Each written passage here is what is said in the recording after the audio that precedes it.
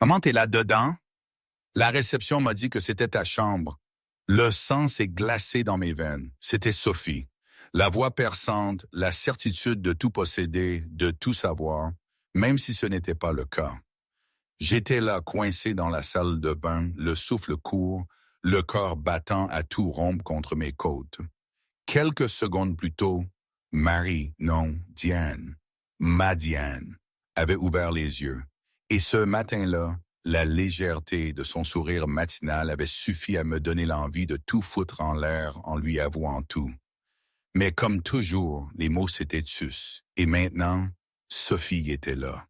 « Cache-toi », avait murmuré Marie, les yeux grands ouverts, une panique pure et primitive se lisant sur son visage.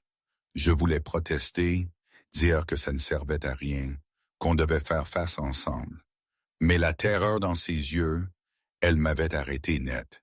J'avais agrippé mes chaussures et je m'étais jeté dans la salle de bain, claquant la porte au moment même où Marie ouvrait celle de la suite. J'ai entendu Sophie, sa voix, la même que je connaissais si bien, à la fois confiante et légèrement agacée. Un week-end spa que j'ai réservé. Tu te souviens? Je t'en ai parlé le mois dernier. Et puis, plus bas, soupçonneuse. Pourquoi tu agis bizarrement? Un flash de souvenir net comme un coup de poing. Il y a un peu plus de 6 mois, le monde avait volé en éclats. 6 semaines après le divorce avec Sophie, je n'étais qu'une épave. Chaque matin, dans mon appartement vide à Lyon, la même histoire se rejouait dans ma tête. 8 mois de mensonges, Sophie et son coach personnel. 8 mois pendant lesquels je me tuais à la tâche au cabinet, convaincu de bâtir notre avenir. La trahison, c'était pire que la fin du mariage. Ça, c'est une chose dont on ne se remet jamais vraiment, n'est-ce pas? La confiance, elle s'effrite comme de la vieille pierre, et une fois qu'elle est partie, on ne la retrouve jamais tout à fait. Pierre, mon pote, ne lâchait pas l'affaire. Des messages tous les 2 jours, insistant pour que je quitte la ville, que je m'aère l'esprit, que j'arrête de vivre comme un reclus. Je l'ai ignoré pendant des semaines, jusqu'à ce qu'il débarque chez moi avec une confirmation de réservation imprimée. « Tu pars au chalet des Muses, dans les Alpes », m'avait-il dit en me tendant le papier. « Non remboursable, j'ai déjà payé, tu pars demain. » Alors, je suis parti. Non pas que je cherchais à guérir ou à me retrouver. Toutes ces bêtises que les gens vous servent après un divorce, non. J'y suis allé parce que Pierre avait dépensé de l'argent et que je n'avais plus l'énergie de discuter. Le chalet des Muses, près de Chamonix, était magnifique. Évidemment. Les endroits chers le sont toujours. Tout y semblait parfait, pensé dans les moindres détails. Depuis les allées de pierre jusqu'au massif de fleurs qui devaient me coûter plus cher à entretenir que mon loyer mensuel. J'avais pris possession de ma chambre, vidé mon sac et instantanément regretté d'être là. Qu'étais-je censé faire? Partir en randonnée seul? M'asseoir au spa? Prétendre que j'étais le genre de personne qui prend des vacances reposantes? Le 2e matin, je m'étais forcé à descendre à la piscine. Il était tôt, 7 ou 8 heures, presque personne. J'ai choisi un transat près du bord à débordement où l'eau semblait se jeter directement dans la vallée. La vue était incroyable, tous ces sommets verdoyants dans la brume matinale, mais je n'arrivais pas vraiment à en profiter. Mon cerveau rejouait en boucle le moment où j'avais trouvé ces messages sur le téléphone de Sophie. C'est là que je l'ai remarqué. Elle était immobile au bord peu profond de la piscine. La plupart des gens dans une piscine bougent, bâchent, ajustent leurs serviettes ou regardent leur téléphone. Elle, rien. Juste debout, dans un maillot de bain, une pièce bleu foncé, ses cheveux roux coupés courts et nets, regardant les montagnes comme si elle avait une conversation privée avec elle. Il y avait quelque chose dans sa façon de se tenir. Confiante sans ostentation, paisible sans être vide. Comme si elle avait trouvé une réponse à une question dont je n'avais même pas encore conscience. J'ai dû la regarder trop longtemps parce qu'elle a fini par tourner la tête et croiser mon regard. Nos yeux se sont rencontrés, traversant la terrasse de la piscine. J'aurais dû détourner les yeux, faire semblant de regarder l'heure ou d'étudier le paysage. Au lieu de ça, je suis resté là, planté comme un idiot. Elle a marché vers moi. Vraiment, elle est venue directement là où j'étais assis. De près, elle était encore plus saisissante. Elle avait des yeux vifs, intelligents, qui semblaient voir plus que ce que la plupart des gens prenaient la peine de regarder. Il y avait de petites rides autour de ses yeux et de sa bouche, suggérant qu'elle avait la quarantaine bien tassée, mais elle se mouvait avec une grâce facile qui rendait l'âge juste irrelevant. Vous profitez de la vue? Sa voix était calme, mais il y avait quelque chose en dessous, comme si elle me testait pour savoir quel genre de personne j'étais. J'aurais pu mentir, dire quelque chose de neutre sur les montagnes ou les installations du complexe. Mais quelque chose dans sa franchise m'a donné envie d'être honnête. Plus que je ne l'aurais cru, ai-je dit, étonné par ma propre sincérité. Elle a souri et ça a transformé tout son visage. Julien Perrier, ai-je dit en lui serrant la main. Sa poignée était ferme et chaude. Elle s'est assise sur le transat à côté du mien sans demander la permission, et d'une certaine manière, ça semblait juste. « C'est votre première fois ici ?» m'a-t-elle demandé. « Oui, un ami m'a forcé à venir. Il a dit que j'avais besoin de m'éloigner de... » Quoi? La question était directe, sans être intrusive, comme si elle voulait vraiment savoir, sans juger ma réponse. « D'un divorce, ai-je répondu.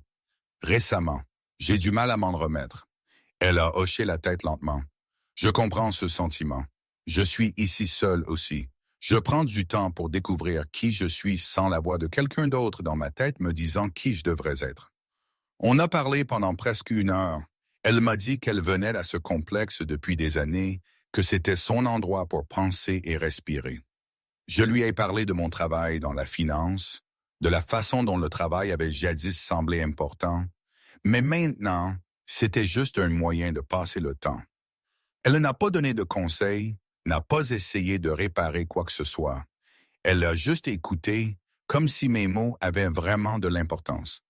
Quand elle s'est finalement levée pour partir, elle a dit « Je suis généralement sur la terrasse au coucher du soleil si vous voulez de la compagnie. » Ce soir-là, je me suis retrouvé à marcher vers la terrasse alors que j'avais prévu de me terrer dans ma chambre. Marie était déjà là, appuyée contre la balustrade avec un verre de vin, regardant le soleil teinter le ciel d'orange et de rose. Elle m'a vu et a légèrement levé son verre en signe de salutation. J'ai pris une bière au bar et je l'ai rejointe. On n'a pas beaucoup parlé, juste resté là à regarder la lumière changer et les ombres s'étirer sur la vallée. Ça aurait dû être gênant. 2 étrangers debout en silence, mais ça ne l'était pas. C'était confortable, d'une manière que je n'avais pas ressentie depuis des mois. « Merci », ai-je dit finalement. « De quoi ?» ?»« De ne pas m'avoir demandé si j'allais bien. Tout le monde me demande ça et je dois mentir et dire oui. Vous m'avez juste laissé exister. » Elle s'est tournée pour me regarder. Les gens pensent qu'ils aident en me posant cette question. Mais parfois, la chose la plus gentille que vous puissiez faire, c'est juste de se tenir à côté de quelqu'un et de ne rien lui demander d'être. Le lendemain matin, je suis descendu au petit déjeuner tôt, espérant la revoir. Elle était assise seule à une table d'angle, avec un café et un livre. Quand elle m'a vu, elle m'a fait signe. On a commandé à manger et on a parlé de choses sans importance. Elle m'a posé des questions sur mes films préférés. Je lui ai demandé ce qu'elle lisait. Elle m'a parlé d'un voyage qu'elle avait fait au Portugal l'année dernière. Je lui ai raconté les pires vacances que Sophie et moi ayons jamais prises, dans un complexe balnéaire où il avait plu 6 jours d'affilée. À mi-chemin du petit déjeuner, elle a mentionné sa fille. Elle s'est mariée l'année dernière, a dit Marie. Magnifique mariage dans un vignoble en Bourgogne. Il y avait quelque chose dans sa façon de le dire qui a déclenché une mémoire en moi. J'ai regardé son visage plus attentivement, la forme de ses yeux, la façon dont elle inclinait la tête quand elle souriait, et là, ça m'a frappé comme de l'eau glacée. Les photos du mariage de Sophie, les clichés du dîner de répétition que j'avais supprimés de mon téléphone, mais que je pouvais encore visualiser parfaitement. La mère de la mariée dans une élégante robe bleu marine se tenant légèrement à l'écart des autres avec cette même grâce tranquille. C'était Marie Dupré, la mère de mon ex-femme. Je devais être devenu pâle parce qu'elle s'est penchée en avant. « Ça va? » J'ai ouvert la bouche, mais aucun son n'est sorti. Quelles étaient les chances? Quelles étaient les vraies chances statistiques que je rencontre la mère de mon ex-femme dans un complexe à 6 heures de chez moi? Julien, je devais lui dire que c'était fou. C'était le genre de coïncidence qui n'arrive que dans les mauvais films. Mais en regardant son visage inquiet, j'ai réalisé quelque chose. Elle ne savait pas qui j'étais. Sophie et moi n'avions été mariés que 2 ans et Marie n'avait pas assisté au mariage. Sophie avait mentionné que sa mère était à l'étranger pour le travail, qu'elle avait raté tout l'événement. Nous ne nous étions jamais rencontrés. « Je vais bien », ai-je réussi à articuler. « Je viens de me souvenir de quelque chose que j'ai oublié de faire au travail. » Elle n'avait pas l'air convaincue, mais n'a pas insisté. On a terminé le petit déjeuner en parlant du temps et des sentiers de randonnée du complexe. Quand on s'est séparés dans le hall, elle m'a brièvement touché le bras. « Je serai probablement à la piscine cet après-midi si vous voulez vous échapper de vos pensées de travail. » Je suis retourné dans ma chambre et je me suis assis sur le lit. Mon esprit était en pleine course. Je devrais lui dire. Évidemment, je devrais lui dire qui j'étais. Mais qu'est-ce que je dirais? « Bonjour, je suis l'ex-mari de votre fille, celui qu'elle a trompé. Ravi de vous rencontrer. » Et il y avait un autre problème. Un problème plus important que je ne voulais pas m'avouer, même à moi-même. J'aimais Marie. Je l'aimais vraiment. Et en 2 conversations, elle m'avait fait me sentir plus vu et compris que Sophie en 2 ans de mariage. Elle était intelligente et drôle, et elle avait cette façon de voir le monde qui avait du sens pour moi. Mais elle était la mère de mon ex-femme, ce qui rendait tout ça impossible avant même que ça ne puisse commencer. J'ai passé le reste de la matinée à me dire que je devrais partir tôt, rentrer chez moi, faire comme si cela n'était jamais arrivé. Mais quand l'après-midi est arrivé, je me suis retrouvé à descendre à la piscine quand même. Marie était là, lisant à l'ombre d'un grand parasol. Elle a levé les yeux quand je me suis approché et a souri ce sourire sincère qui faisait quelque chose d'étrange dans ma poitrine. « Je pensais que vous alliez vous cacher dans votre chambre toute la journée, » a-t-elle dit. J'y ai pensé. Mais se cacher, ça devient ennuyeux. Elle a ri et a désigné la chaise vide à côté de la sienne. Je me suis assis, sachant que je faisais une erreur, sachant que ça ne pouvait mener nulle part, sachant que je devrais lui dire la vérité. Mais pas encore. Pas quand elle me regardait comme si j'étais quelqu'un qui valait la peine d'être connu. Pas quand être près d'elle était la première fois que je me sentais vaguement bien depuis que mon mariage avait éclaté. Juste quelques heures de plus, me suis-je dit. Ensuite, je lui dirai tout. 3 jours ont passé et je ne lui avais toujours pas dit. Chaque matin, je me réveillais en prévoyant de tout avouer. Et chaque fois que je voyais Marie, les mots mouraient dans ma gorge. On était tombé dans un rythme si facile, si bon, qu'il était trop beau pour le détruire. Des randonnées matinales sur les sentiers du complexe où elle me montrait des oiseaux et des plantes qu'elle connaissait par leur nom. Des dégustations de vin l'après-midi au vignoble du complexe où on riait des descriptions prétentieuses sur les cartes de dégustation. De longs dîners au restaurant vus sur les montagnes où les conversations s'étiraient pendant des heures sans jamais se forcer. Elle m'a raconté plus de choses sur son mariage. Son ex-mari, Philippe, était un grand cadre dans une entreprise pharmaceutique. Le genre d'homme qui mesurait sa valeur à son salaire et s'attendait à ce que tout le monde fasse de même. Pendant 20 ans, il avait lentement sapé sa confiance en elle, critiqué ses vêtements, ses hobbies, ses opinions, lui avait fait sentir qu'elle échouait à être une femme, même si elle avait organisé toute sa vie, élevé leur fille presque seule et abandonné sa propre carrière dans le marketing pour soutenir la sienne. Il avait cette façon de faire passer tout pour un conseil utile, a-t-elle dit un soir, alors qu'on se promenait dans les jardins du complexe, comme quand il me disait que je devrais m'habiller plus professionnellement pour les événements de l'entreprise, ou que je devrais peut-être faire plus d'efforts pour me connecter avec les autres femmes, ou que mon rire était trop fort. Il le disait toujours avec ce visage inquiet, comme s'il me faisait une faveur en me faisant remarquer mes défauts. Ce n'est pas un conseil, ai-je dit, c'est du contrôle. Elle s'est arrêtée de marcher et m'a regardé. Il m'a fallu 15 ans pour réaliser ça. Qu'est-ce qui t'a finalement fait le voir? Il m'a quitté pour quelqu'un de son bureau. Rachel. Elle a 31 ans, elle gère ses voyages, elle rit à toutes ses blagues. La voix de Marie était plate, comme si elle avait raconté l'histoire assez de fois pour qu'elle perde son pouvoir de blesser.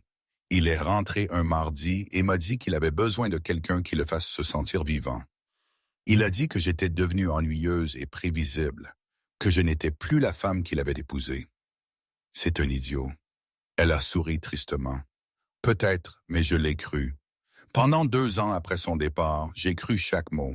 J'ai arrêté de porter des couleurs parce qu'il disait toujours que je m'habillais trop jeune pour mon âge. J'ai arrêté de sortir avec des amis parce que je pensais qu'ils n'étaient gentils qu'en m'incluant. J'ai arrêté de me regarder dans les miroirs parce que tout ce que je pouvais voir, c'était ennuyeux, prévisible, pas assez. On s'est assis sur un banc surplombant un petit étang. Qu'est-ce qui a changé? Ai-je demandé. Je me suis réveillé un matin il y a environ 3 mois et j'ai réalisé que je vivais comme si j'étais déjà morte. Je faisais les choses machinalement, prenant le moins de place possible, m'excusant d'exister. Et j'ai pensé à ma grand-mère, qui a vécu jusqu'à 94 ans et a teint ses cheveux en violet quand elle a eu 80 ans parce qu'elle en avait envie. Elle avait l'habitude de me dire que la pire chose qu'une femme puisse faire, c'est de se rendre plus petite pour faire sentir un homme plus grand. Marie s'est tournée vers moi. Alors j'ai réservé ce voyage, les premières vacances seules de toute ma vie d'adulte. J'ai décidé que j'allais découvrir qui je suis quand personne d'autre ne regarde. Je pense que tu t'en sors plutôt bien. Tu me connais à peine.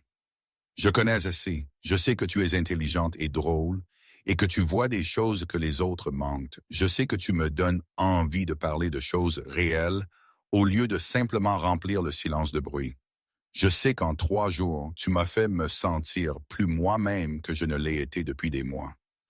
Elle m'a regardé longuement et j'ai vu quelque chose changer dans son expression. Julien, je dois te dire quelque chose. J'ai 46 ans. Tu as quoi? 33 ans? Ça fait 13 ans. C'est beaucoup. Alors j'ai été marié et divorcé. J'ai une fille adulte. J'ai des vergetures et des cheveux gris que je teins en roux et des genoux qui me font mal quand il pleut. Tu es jeune et tu as réussi et tu as probablement des femmes de ton âge qui s'intéressent à toi. J'ai pris sa main. Je m'en fiche de tout ça. L'âge n'est qu'un nombre. Et pour ce que ça vaut, je te trouve magnifique. Elle a eu le souffle coupé. Ne dis pas des choses que tu ne penses pas.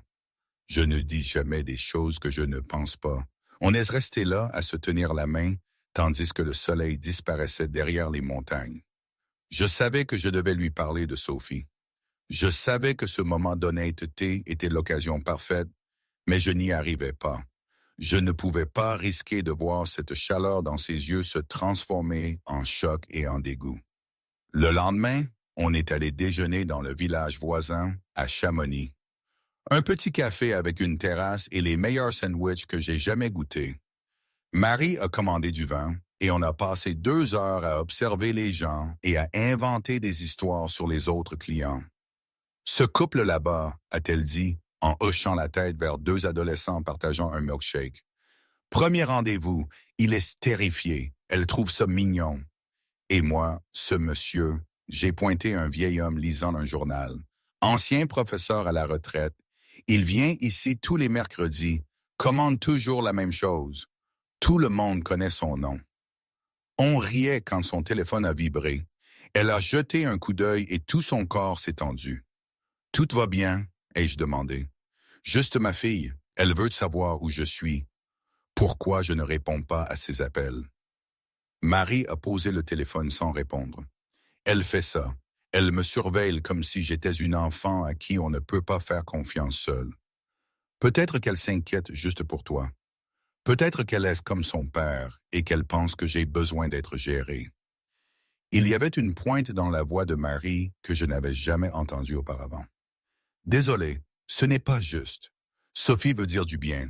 Elle a juste du mal à accepter que je puisse vouloir une vie qui ne tourne pas autour d'être sa mère. Mon estomac s'est serré. Bien sûr, elle avait déjà dit le nom de Sophie, sa fille, qui s'était mariée l'année dernière. Mais l'entendre maintenant dans ce contexte a rendu tout 10 fois pire. Tu as l'air pâle de nouveau, a dit Marie. Tu es sûr que ça va? Ça va, j'ai juste besoin d'eau.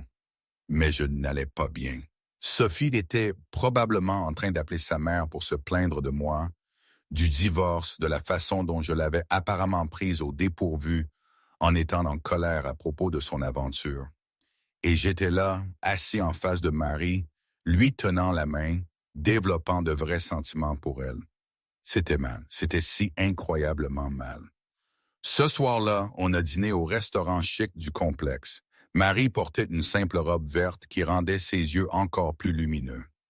J'avais mis la seule chemise que j'avais emballée et elle avait ri en la voyant. « Regarde-nous », avait-elle dit, agissant comme des adultes devant les amuse-gueules. Elle m'a posé des questions sur mon mariage. Tu n'as pas à en parler si tu ne veux pas, mais tu m'as écouté déballer toutes mes histoires sur Philippe. C'est juste. Alors, je lui ai raconté ma rencontre avec Sophie à une fête d'amis. L'histoire d'amour éclair qui avait semblé excitante au début, mais qui n'était peut-être qu'une intensité confondue avec une connexion. Le mariage que sa famille avait payé parce qu'on était jeunes et fauchés. Les 2 années qui ont suivi où je travaillais constamment et elle s'inscrivait à une nouvelle salle de sport, et on est lentement devenus des étrangers qui partageaient un appartement. « Quand l'as-tu découvert ?» a demandé Marie doucement. « Il y a 2 mois. J'ai vu des textos sur son téléphone. Elle n'a même pas vraiment essayé de le cacher. Je pense qu'une partie d'elle voulait que je le découvre pour ne pas avoir à être celle qui mettait fin aux choses. Je suis désolé, une trahison comme ça te change. Est-ce que ça va mieux? » Elle a réfléchi à la question. Ça devient différent. Tu arrêtes d'y penser chaque minute. Tu commences à te souvenir que tu es une personne entière qui existait avant eux et qui existera après eux. Mais oui, ça te change. Ça te rend plus prudent, plus méfiant. Tu ne sembles pas méfiante. Je suis meilleur pour faire semblant que je ne l'étais. Elle a tendu la main sur la table et a pris la mienne. Mais avec toi, je n'ai pas l'impression d'avoir à faire semblant. Ça me fait peur et ça me réjouit à parts égales. Après le dîner, on s'est promené dans les jardins du complexe. Les chemins étaient éclairés par de petites lanternes qui baignaient tout d'une lueur chaude. On marchait lentement, les épaules se frôlant, les mains presque mais pas tout à fait en contact. « Julien » a-t-elle dit soudain, « je dois te demander quelque chose et j'ai besoin que tu sois honnête. Mon rythme cardiaque s'est emballé. » C'était ça. Elle avait compris d'une manière ou d'une autre. « D'accord. Cette chose entre nous, quoi que ce soit, tu le ressens aussi, ou est-ce que je me l'imagine dans ma tête? » Le soulagement et la culpabilité m'ont envahi par vagues égales. Je le ressens, parce que je n'ai pas ressenti ça pour quelqu'un depuis des années, peut-être jamais. Et ça me terrifie parce que je te connais à peine et tu es tellement plus jeune. Et ça devrait sembler faux, mais ça ne l'est pas. Ça semble juste d'une manière que je ne peux pas expliquer. On s'était arrêté de marcher. On était sur un pont au-dessus d'un petit ruisseau, assez près pour que je puisse sentir son parfum. Et si on voyait juste où ça nous mène? Ai-je dit. Pas de pression, pas d'attente, juste 2 personnes qui aiment la compagnie de l'autre. Et quand tu rentreras chez toi, quand cette semaine se terminera, on trouvera, on échangera nos numéros, on se rendra visite, tout ce qui a du sens. Elle a levé les yeux vers moi et dans la lumière de la lanterne, ses yeux brillaient. « Je veux t'embrasser », a-t-elle dit. Chaque partie rationnelle de mon cerveau a crié que c'était une idée terrible, que je devrais lui dire la vérité tout de suite avant que cela n'aille plus loin, qu'embrasser la mère de mon ex-femme était probablement la pire décision que je puisse prendre. Mais debout là, avec elle qui me regardait, comme si j'étais quelqu'un pour qui ça valait la peine de prendre un risque, je ne pouvais penser à aucune bonne raison de dire non. Alors je l'ai embrassée, doucement d'abord, hésitant, lui laissant de l'espace pour changer d'avis, mais elle ne s'est pas éloignée. Elle s'est rapprochée, ses mains se posant sur ma poitrine, et elle m'a embrassé en retour avec une urgence qui correspondait à la mienne. Quand on s'est finalement séparés, tous deux haletants, elle a posé son front contre le mien. C'est fou, a-t-elle murmuré. Complètement. Je ne fais pas ça. Je n'embrasse pas des hommes que je connais à peine sur des ponts dans des jardins de complexes. Tant mieux si je ne suis pas juste un homme que tu connais à peine. Elle a ri et le son était une joie pure. Non, tu ne l'es vraiment pas. On est retourné au bâtiment principal main dans la main. À l'ascenseur, elle s'est tournée vers moi. Monte avec moi. Je ne suis pas prête pour que cette nuit se termine. Alors, je l'ai suivie dans sa suite, qui était 2 fois plus grande que ma chambre et avait un balcon donnant sur la vallée. On s'est assis là avec du vin qu'elle avait commandé au service d'étage, parlant de tout et de rien jusqu'à ce que le ciel commence à s'éclaircir avec l'aube. Je devrais y aller, ai-je dit, même si je ne voulais pas. Où tu pourrais rester, a dit Marie, juste pour dormir. Je ne suggère rien d'autre. Je ne veux juste pas être seul en ce moment. Alors, je suis resté. On s'est allongé sur son lit, entièrement habillé, et elle s'est blottie contre ma poitrine. Je l'ai serrée dans mes bras, et j'ai senti sa respiration ralentir et s'approfondir alors qu'elle s'endormait. J'ai fixé le plafond, mon esprit en pleine course. Je devais lui dire, demain, la première chose, plus d'excuses. Mais en la sentant se blottir plus près dans son sommeil, émettant un petit son de contentement, je savais que la confession de demain allait détruire quelque chose qui me semblait plus réel que tout ce que j'avais vécu depuis des années. Mon téléphone m'a réveillé à 6 heures du matin. Marie dormait encore à côté de moi, sa respiration douce et régulière. J'ai glissé prudemment hors du lit et j'ai pris mon téléphone sur la table de chevet. 12 appels manqués de Pierre. 3 messages vocaux. Mon estomac s'est tordu alors que je montais sur le balcon et écoutais le premier message. Julien, mon pote, j'ai besoin que tu me rappelles immédiatement. Sophie sait que tu es au chalet des Muses. Elle est en route. Quelque chose à propos d'un week-end spa qu'elle a réservé il y a des mois. Rappelle-moi, le deuxième message était plus urgent. Julien, sérieusement, répond. Elle est partie il y a 2 heures. Elle sera là d'ici midi. Tu dois régler ça avant qu'elle ne te voie. Le troisième message était juste Pierre qui jurait pendant 30 secondes. J'ai vérifié l'heure, 7h15. Si Sophie était partie à 4 heures du matin, elle serait là dans moins de 2 heures. Mes maisons commençaient à trembler. J'aurais dû le dire à Marie hier. J'aurais dû le lui dire le premier jour. Maintenant, Sophie allait arriver et tout détruire avant que je ne puisse expliquer. Je suis rentré. Marie était réveillée, s'étirant, souriant quand elle m'a vu. « Bonjour », a-t-elle dit, sa voix encore ensommeillée. « Tu as bien dormi ?»« Marie, il faut que je te dise quelque chose. » Son sourire s'est estompé. « Ça a l'air sérieux. »« Ça l'est. J'aurais dû te le dire il y a des jours, mais j'avais peur et j'ai été stupide, et maintenant ça va sortir de la pire façon possible. » Je me suis assis sur le bord du lit, le cœur battant. « Ta fille, Sophie, c'est mon ex-femme. » Les mots sont restés suspendus dans l'air comme une grenade dégoupillée. Marie m'a fixé, son visage devenant complètement vide. « Quoi? » Sophie Dupré, nous avons été mariés pendant 2 ans. On a divorcé il y a 6 semaines. Quand tu as dit que ta fille s'était mariée l'année dernière, j'ai réalisé qui tu étais. Mais tu ne m'avais jamais rencontré parce que tu étais à l'étranger pendant le mariage. Et j'étais trop lâche pour dire quoi que ce soit. Elle s'est levée, reculant du lit comme si j'étais contagieux. Tu es Julien Perrier, le Julien de Sophie. Oui. Tu savais tout ça depuis le petit déjeuner ce premier matin? Oui. Son visage est passé du choc à quelque chose de plus dur.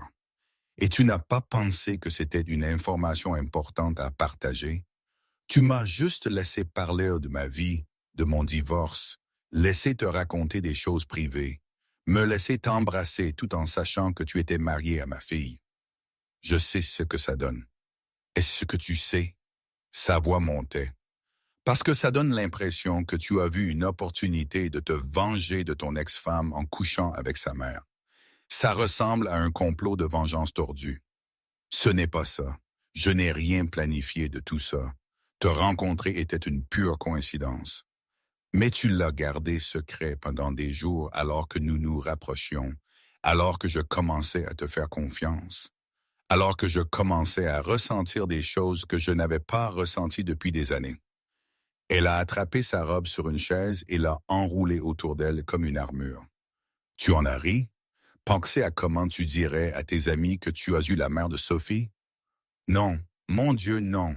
Je ne t'ai pas dit parce que je tombais amoureux de toi et je savais que la vérité allait tout ruiner. Eh bien, félicitations, c'est fait. Elle a marché vers la porte et l'a ouverte. Sors d'ici. Marie, s'il te plaît, laisse-moi juste t'expliquer. Il n'y a rien à expliquer. Tu m'as menti pas une fois, mais à plusieurs reprises chaque jour que nous avons passé ensemble. Chaque conversation que nous avons eue était bâtie sur un mensonge. Mes sentiments n'étaient pas un mensonge. Tout ce que j'ai dit sur ce que tu me faisais ressentir, sur le fait de vouloir voir où ça nous menait, tout ça était réel. Je ne te crois pas. Je ne peux pas te croire. Comment pourrais-je jamais croire quoi que ce soit que tu dis après ça? Des larmes coulaient maintenant sur son visage. Je pensais que tu étais différent. Je pensais que tu me voyais vraiment comme une personne, pas comme la mère de quelqu'un ou l'ex-femme de quelqu'un, mais tu m'utilisais juste. Je ne t'utilisais pas, je te jure que non. Un coup à la porte nous a fait tous les deux figer. Une voix a appelé du couloir. Maman, t'es là-dedans? La réception m'a dit que c'était ta chambre.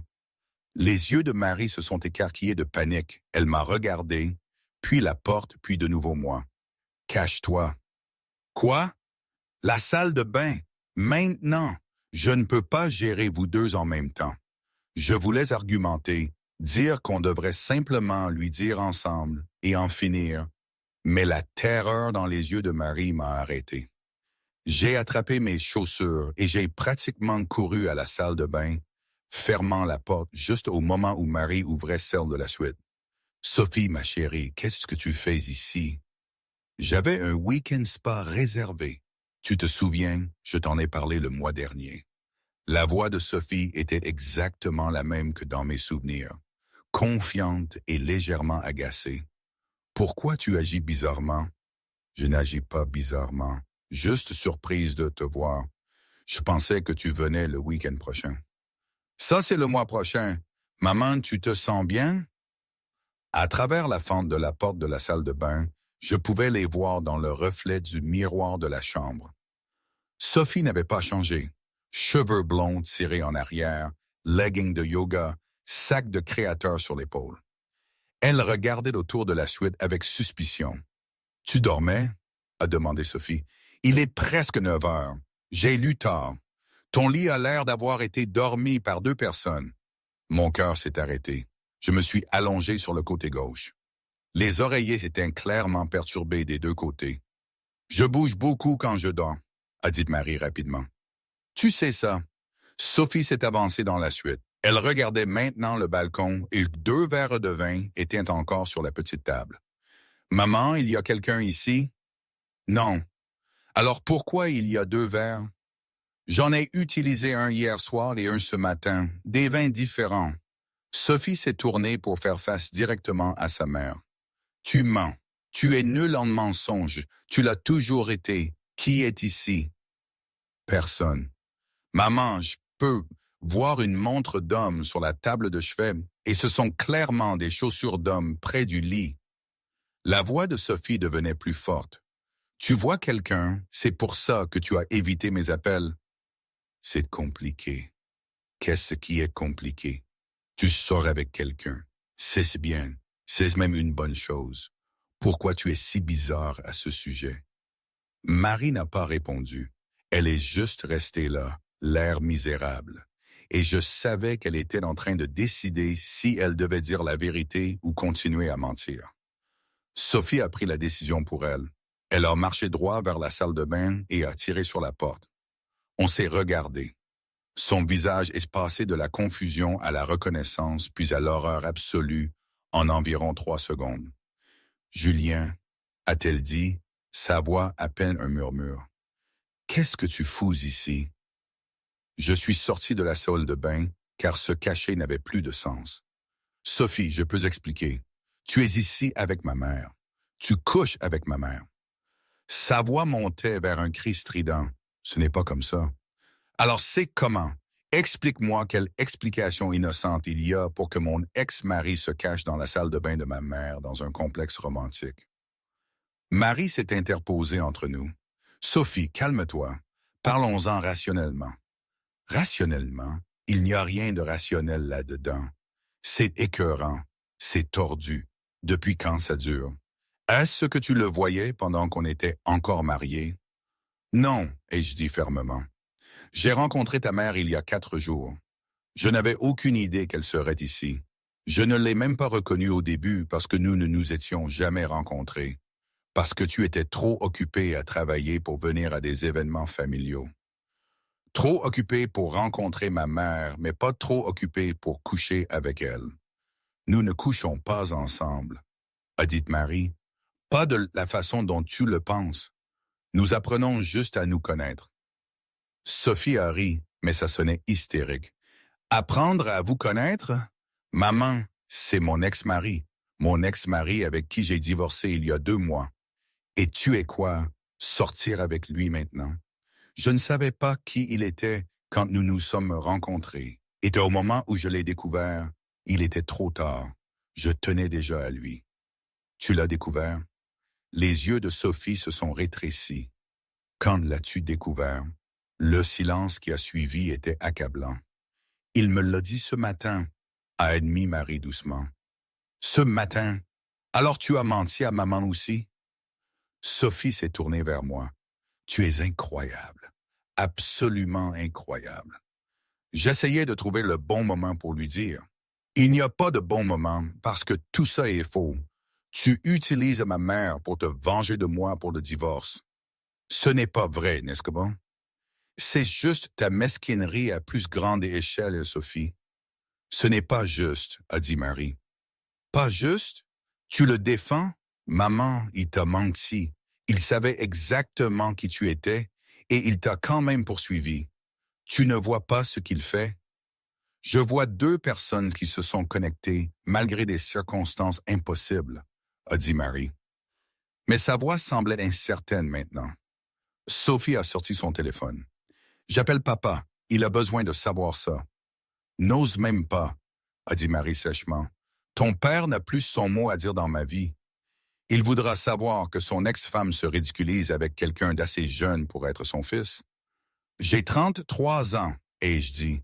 Ce n'est pas assez jeune pour être son fils. Mêle-toi de tes affaires, a claqué Sophie. Puis à sa mère. Comment as-tu pu faire ça? Comment as-tu pu me trahir comme ça? Te trahir, Sophie? Ma vie sentimentale n'a rien à voir avec toi. Rien à voir avec moi. C'est mon ex-mari et tu l'as trompé avec ton coach personnel. Tu as perdu le droit d'avoir des opinions sur sa vie personnelle quand tu as détruit ton mariage.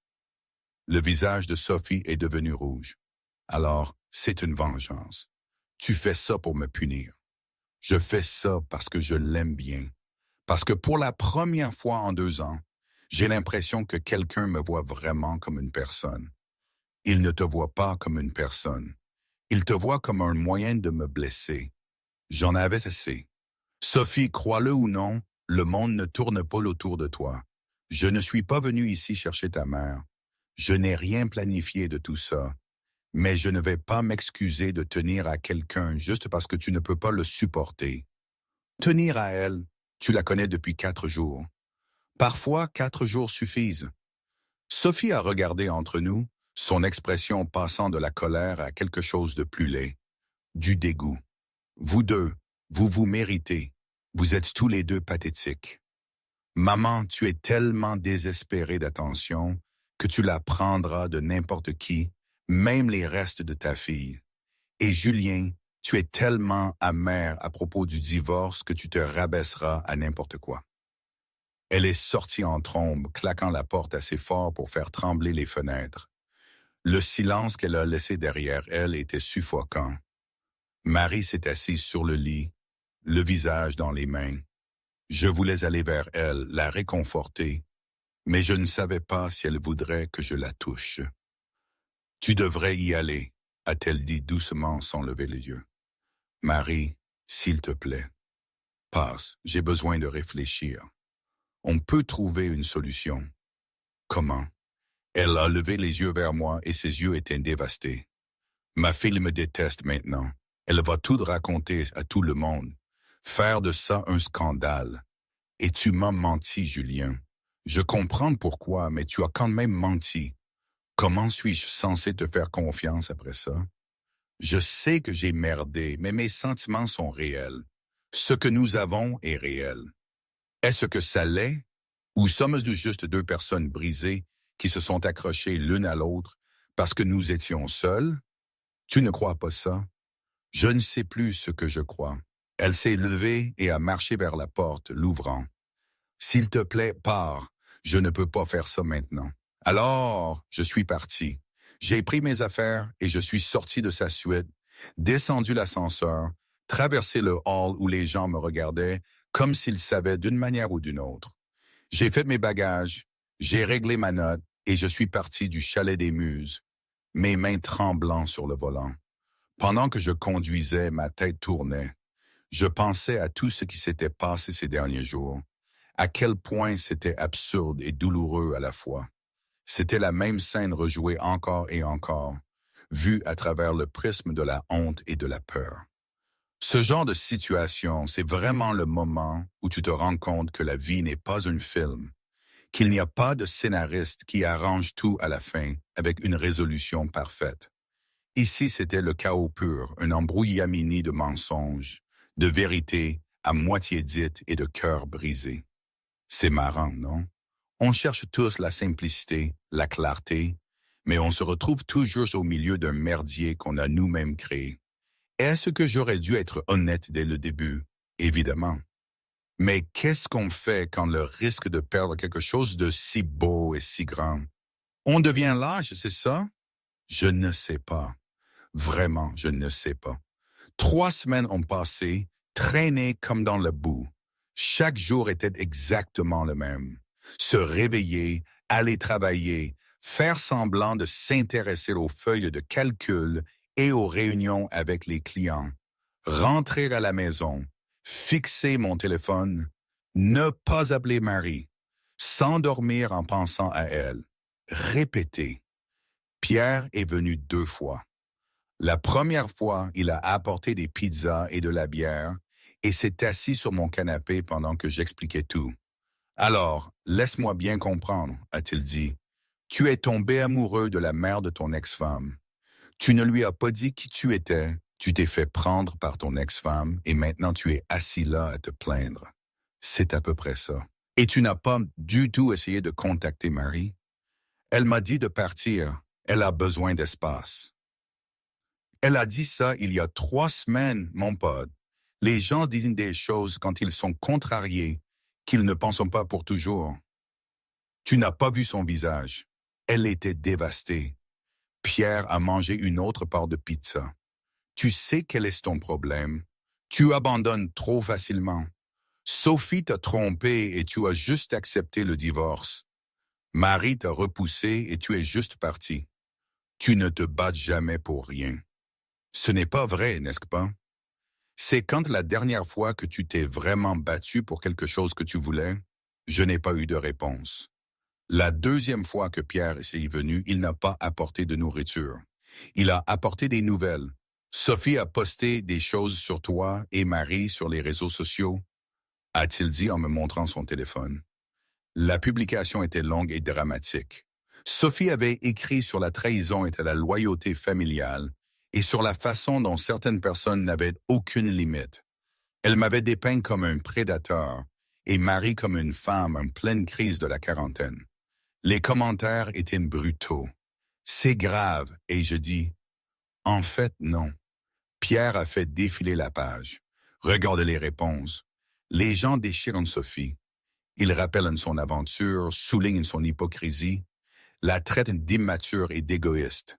Quelqu'un a même trouvé d'anciennes publications où elle se plaignait que sa mère était trop contrôlante. Et maintenant, elle agit comme si elles étaient les meilleures amies du monde. Internet ne dit pas toujours la vérité, a dit Pierre. Mais ils ont eu celle-là. L'opinion publique est de ton côté.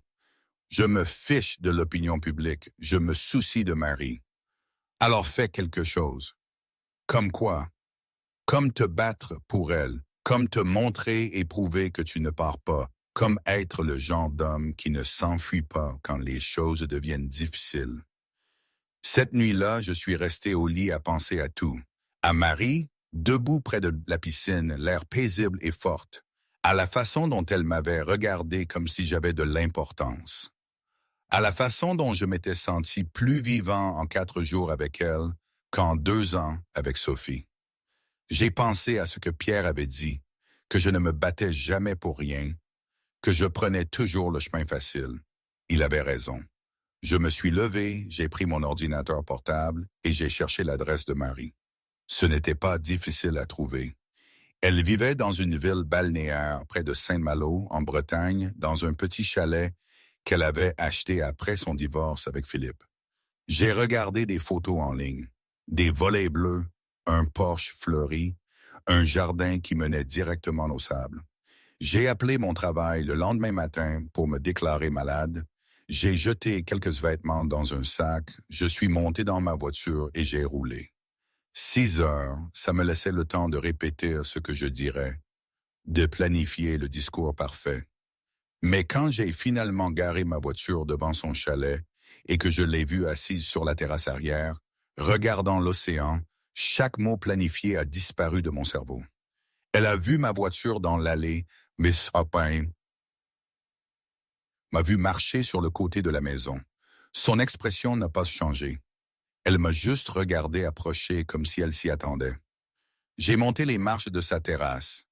Elle portait un jean et un pull, ses cheveux roux légèrement ébouriffés par le vent. Elle avait l'air fatiguée, belle et fatiguée. « Je t'ai dit de partir », a-t-elle dit doucement. « Tu l'as fait et je suis parti, mais maintenant je suis de retour. » Je me suis assis sur la chaise à côté de la sienne sans demander la permission, parce que tu vaux la peine de te battre pour toi. Julien, Non, il faut que tu entendes ça. J'ai fait une erreur. J'aurais dû te dire qui j'étais dès le début. J'ai eu peur et j'ai été égoïste et j'ai fait le mauvais choix. Je suis désolé pour ça. Vraiment désolé, mais je ne suis pas désolé de tenir à toi. Je ne suis désolé pour aucune des conversations que nous avons eues ou aucun des moments que nous avons passés ensemble. Ceux-là étaient réels. Comment puis-je le savoir? Comment puis-je faire confiance à quoi que ce soit là-dedans? Parce que je suis là. Parce que j'ai roulé 6 heures pour m'asseoir sur ta terrasse et te dire que ces 3 dernières semaines ont été misérables. Parce que tu me fais me sentir moi-même de nouveau, comme la personne que j'étais avant le mariage et le divorce et tout le désordre qui va avec. Tu me vois, Marie. Tu me vois vraiment et je te vois. Pas comme la mère de Sophie ou l'ex-femme de Philippe, juste comme toi. Elle pleurait maintenant. Ma fille me déteste. Elle dit à tout le monde que je suis en pleine crise de la quarantaine, que je suis pathétique.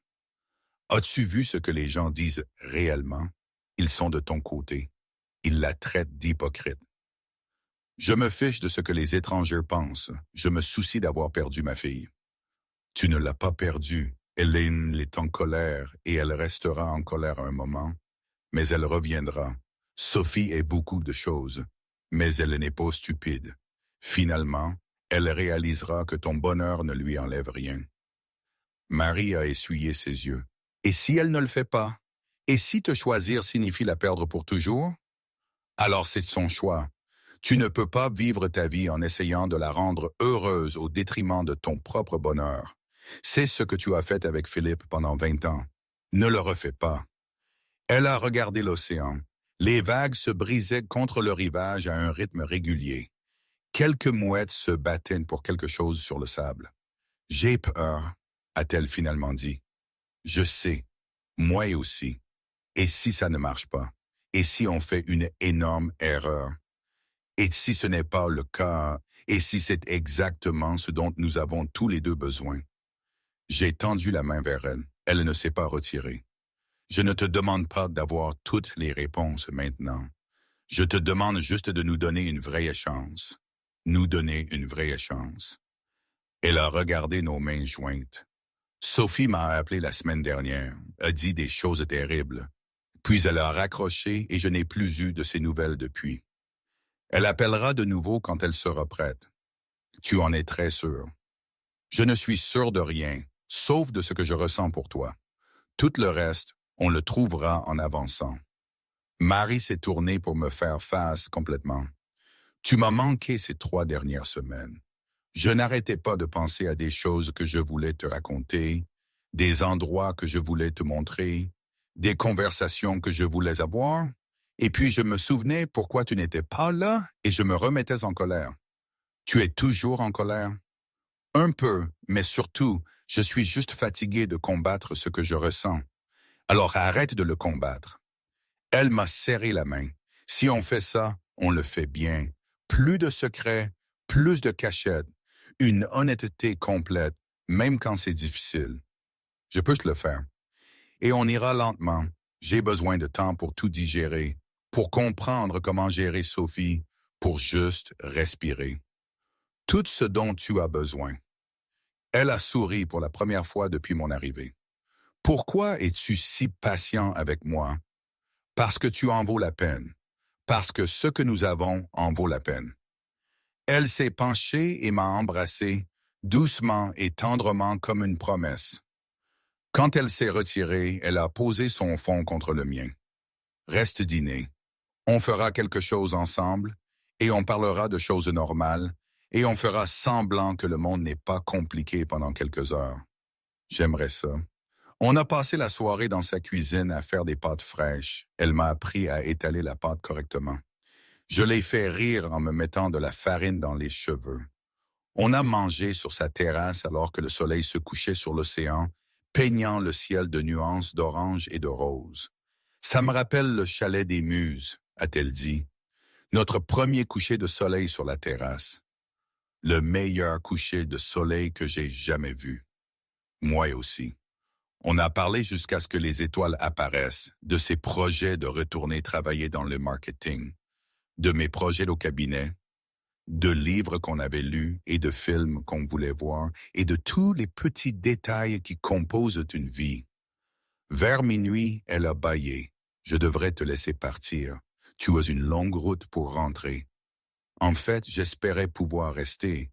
J'ai réservé un hôtel en ville. Ne sois pas ridicule. Tu peux rester ici. La chambre d'amis est prête. Mais quand nous sommes entrés, aucun de nous n'est allé vers la chambre d'amis. Nous nous sommes retrouvés dans sa chambre, allongés sur les couvertures, tout comme au chalet des Muses. Elle s'est blottie contre ma poitrine et je l'ai serrée dans mes bras. « Merci d'être revenu », a-t-elle murmuré. « Merci de m'avoir laissé faire. » On s'est endormi comme ça. 2 personnes qui s'étaient trouvées dans les décombres de leurs anciennes vies, construisant quelque chose de nouveau ensemble. Au cours des mois suivants, les choses se sont lentement améliorées. Je montais voir Marie tous les week-ends. Elle est venue chez moi 2 fois. On se parlait au téléphone tous les soirs. De vraies conversations sur de vraies choses. Sophie n'a pas appelé, n'a pas envoyé de message, nous a complètement coupés l'un et l'autre. Ça n'a fait plus de mal à Marie qu'elle ne voulait l'admettre, mais elle a continué à avancer, à choisir son propre bonheur. 8 mois après le chalet des Muses, Marie et moi étions de retour dans ce même complexe. On avait réservé un long week-end, on voulait retourner là où tout avait commencé. On passait nos journées à faire de la randonnée et nos soirées sur la terrasse à regarder les couchers de soleil. La dernière nuit, je l'ai trouvée près de la piscine à débordement.